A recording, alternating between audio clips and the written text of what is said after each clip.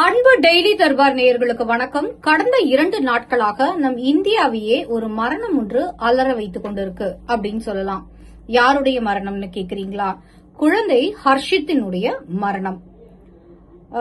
கேட்கும் போது குழந்தை தானே இறந்தது அப்படிங்கிற மாதிரி ரீதியில நமக்கு ஒரு எண்ணம் இருந்தாலும் கூட அந்த குழந்தை எப்படி இறந்தது அப்படிங்கறது தான் நம்ம இங்க பார்க்க வேண்டியதாக இருக்கு.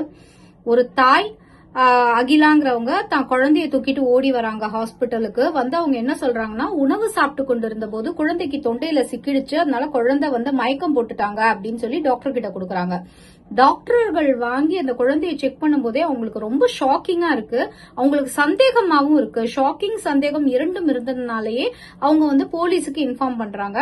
கிட்டத்தட்ட 51 இடங்களுக்கும் மேல அந்த குழந்தையினுடைய உடம்புல காயங்கள் இருக்கு. கை எலும்பு, கால் எலும்பு எல்லாம் நொறுங்கி இருக்கு. குழந்தை கொண்டு வந்த போது ஏற்கனவே 2 கை எலும்புகளும் நொறுங்கின நிலையில இருந்தது. அதை தாண்டி உட்புறம், அதாவது குழந்தையுடைய உடம்புக்குள்ள பார்ட்ஸ்ல ரத்த கசிவு இருந்திருக்கு. இதனாலதான் அந்த குழந்தைக்கு மரணம் ஏற்பட்டிருக்கு. தலையில பலத்த அடிபட்டு இருக்கு. எப்படி எப்படின்னா, சாப்பிட்டுட்டு இருந்த போது கீழே விழுந்தனாலேயோ இல்ல மேலே சாப்பிட்டு இருந்த போது உணவு அழைத்தனாலேயோ இல்லைன்னா கீழே ஒரு சைக்கிள் இருந்து கீழே விழுந்தனாலேயோ எல்லாம் இது கிடையாது. அதை தாண்டி ஏதோ ஒன்று இருக்குன்னு டாக்டர்கள் சந்தேகப்பட்டு போலீஸ்க்கு சொல்றாங்க. போலீஸ் வராங்க. போலீஸ் வந்த பிறகு நடந்த விசாரணையில் தெரிய வந்த உண்மை அப்படியே எல்லோருமே ரொம்ப ஷாக் ஆயிட்டாங்க. ஏன் அப்படின்னு கேட்டீங்கன்னா, இந்த குழந்தையினுடைய தந்தை வந்து இந்த குழந்தை கருவுற்று இருந்த போதே இறந்திருக்காரு. தூக்கு போட்டு தற்கொலை பண்ணிருக்காரு. அகில் அப்படிங்கிற 2 பேருக்கு அந்த குழந்தை ஹர்ஷத் பிறந்திருக்காங்க. பிறக்கும் போதே தந்தை இழந்த அந்த குழந்தை வந்து தாயினுடைய அரவணைப்பில் வளர தொடங்கி இருக்கு. தாய் வந்து தந்தை இறந்த பிறகு மற்றும் ஒருவருடன் ஒரு லிவிங் டுகெதர் அந்த மாதிரி சொல்றாங்க. அதுல வந்து அக்ஷர்ங்கிறவங்க கூட வாழ ஆரம்பிச்சிருக்காங்க. அக்ஷருடைய அவங்களுடைய ஃபேமிலி பேக்ரவுண்டையும் எடுத்து பார்த்தோம்னா, அவருக்கும் ஏற்கனவே கல்யாணம் ஆகி அந்த முதல் மனைவி கிட்ட வந்து வரதட்சணை கேட்டு அவர் டார்ச்சர் செய்ததுனாலேயே அந்த முதல் மனைவி இன்று வரை கோமாவில் சிகிச்சை எடுத்துக்கொண்டிருப்பவராக தெரிகிறது. சோ இந்த மாதிரியான ஒரு சூழ்நிலையில இந்த குழந்தைக்கு ஒரு ஒரு ஒரு 2 மாதம் 3 மாதம் முன்னாடி ஒரு வீடியோ ஒன்று வைரல் ஆகுது. இன்ஸ்டாகிராம்ல இந்த குழந்தையும் அந்த தாயும், அந்த குழந்தையோட 2 கைகளும் உடைந்து கட்டு போடப்பட்டு, அப்ப அந்த இன்ஸ்டாகிராம் இன்ஃபுளுசர் கேக்குறாரு, எதனால இந்த குழந்தை கையில விழுந்து, சைக்கிள் இருந்து விழுந்துட்டாங்கன்னு சொல்றாங்க.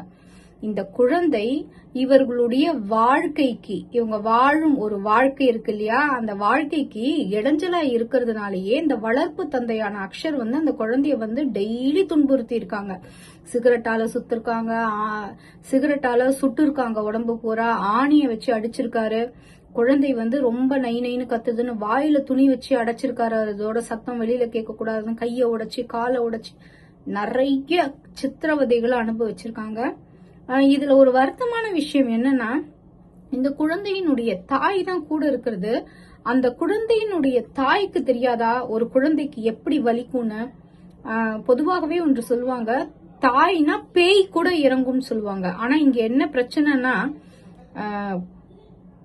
ஒரு தாய் அப்படிங்கிறவங்க இந்த இடத்துல தாயா இருந்திருக்காங்களா அப்படிங்கறத நம்ம பார்க்க வேண்டியதாக இருக்கு.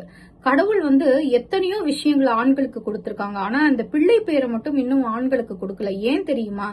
தாய்ங்கிறவ வந்து இந்த பிள்ளை பேரு அப்படிங்கிற அந்த ஒரு அது வந்து ஒரு நீண்ட நெடிய ப்ராசஸ். அந்த ப்ராசஸ வந்து தாங்குவதற்கு மனதில் வலிமை அதிகம் வேணும், உடல் வலிமையை தாண்டி அப்படிங்கறதுனாலதான் அத பெண்களுக்கு கொடுத்திருக்கான். இப்படிப்பட்ட பெரிய ஒரு தாய்மை அந்த உணர்வை வந்து எப்படி அவங்க வந்து கேவலப்படுத்திருக்காங்க, கொச்சப்படுத்திருக்காங்க அப்படின்னு நம்ம நினைக்கும் போதே ரொம்ப வருத்தமா இருக்கு. ஒரு தாயா வேதனையா இருக்கும். நம்ம படிச்சிருக்கோங்கிறோம், நம்ம வளர்ந்துட்டோம்னு சொல்றோம், நம்ம வெளியில வேலை பார்க்கறோம்னு சொல்றோம். ஆனா நம்முடைய மனம் வந்து எவ்வளவு சுருங்கினதாக இருக்கு. யாராக இருந்தாலும், ஒரு பக்கத்து வீட்டுல ஒரு குழந்தைக்கு நடந்தா கூட ஒவ்வொருத்தருடைய மனதும் வந்து பதபதைக்கும். இன்று வந்து இந்தியாவில் அதிகமான ஹாஸ்பிட்டல் எதுக்கு இருக்கு தெரியுமா? நம்ம நிறைய பேருக்கு தெரியாது. ஆனா அதிகமா ஹாஸ்பிட்டல் இருக்கிறது செயற்கை கருத்தரித்தலுக்கு தான் அதிகமான ஹாஸ்பிட்டல்ஸ் இருக்கு. ஏன்னா இன்னைக்கு வந்து குழந்தையின்மை அப்படிங்கறது வந்து லட்சக்கணக்கான பேருக்கு இருக்கு.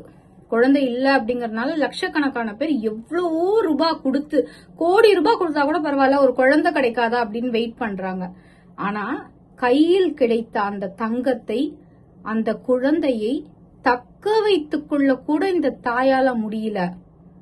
இத்தனைக்கும் இந்த குழந்தை படும் வேதனையை பார்த்து, குழந்தையோட சித்திரவதையை பார்த்து அந்த அகிலாவினுடைய தாயாரும் சரி, அகிலாவினுடைய முதல் கணவரின் குடும்பத்தாரும் சரி, இந்த குழந்தைய என்கிட்ட கொடுத்துருங்க, நாங்க வளர்த்துக்கிறோம்னு சொல்லியிருக்காங்க. ஆனால் இந்த தாய் அகிலா வந்து குழந்தை என் கூட தான் இருக்கணும்னு சொல்லியிருக்காங்க. குழந்தை உங்கள் கூட இருக்கணும் அப்படின்னா நீங்க அதுக்கு தகுந்த முறையான அந்த குழந்தைய பராமரிச்சு பார்த்திருக்கீங்களா?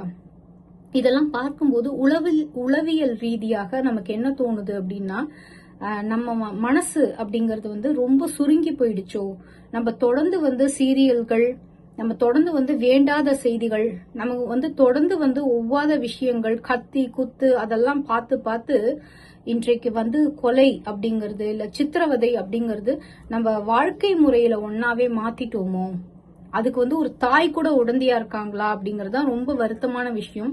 ஏற்கனவே தமிழகத்துல பார்த்திருக்கோம், குன்றத்தூர் அப்படின்னாலே நம்ம இன்னைக்கு நிறைய பேருக்கு முருகன் ஞாபகம் வராரா இல்லையான்னு தெரியாது. ஆனா குன்றத்தூர்ல அபிராமின்னு ஒருத்தவங்க ஞாபகம் வருவாங்க. ஏன்னா பிரியாணிக்காக குழந்தைகளே கொலை செய்தவங்க அவங்க அப்படிங்கறதுதான் நம்ம எல்லோருக்குமே நல்லா தெரிஞ்ச விஷயம். இந்த மாதிரி அபிராமி வந்து குன்றத்தூரோட போவாங்க அப்படின்னு எதிர்பார்க்கப்பட்ட நேரத்தில் கேரளத்திலும் ஒரு அபிராமி இருக்காங்க அப்படிங்கறத நினைக்கும் போது உண்மையாகவே ஒரு பெண்ணாக ரொம்ப ஒரு வருத்தமும் வேதனையுமா இருக்கு இந்த பதிவை நான் பதிவிடுவதற்கே. இந்த பதிவு மூலமா நான் என்ன சொல்ல வரேன்னா, உங்களுக்கு குழந்தை இல்லையா, உங்களுக்கு குழந்தை இருக்காங்களா, உங்களுடைய சுகங்களுக்கு அவங்க தடையா இருக்காங்களா? எவ்வளவோ பேருக்கு குழந்தை இல்ல, நீங்க அந்த குழந்தைய தத்து கொடுத்துருங்க. இல்லைன்னா அந்த குழந்தைய வந்து முறையா யார் வளர்ப்பாங்களோ அவங்க கிட்ட கொடுத்து வளர்க்க சொல்லுங்க. ஆனா அதற்காக ஒரு உயிரை எடுக்கும் உரிமையை உங்களுக்கு யார் தந்தது? அந்த உயிரை எடுக்கிறது கூட பிரச்சனை கிடையாது, அந்த உயிரை எடுப்பதற்கான தடயங்களையும் சேர்ந்து இதே தாயே அழிச்சிருக்காங்க. அதுதான் அந்த இடத்துல வேதனைக்குரிய விஷயம்.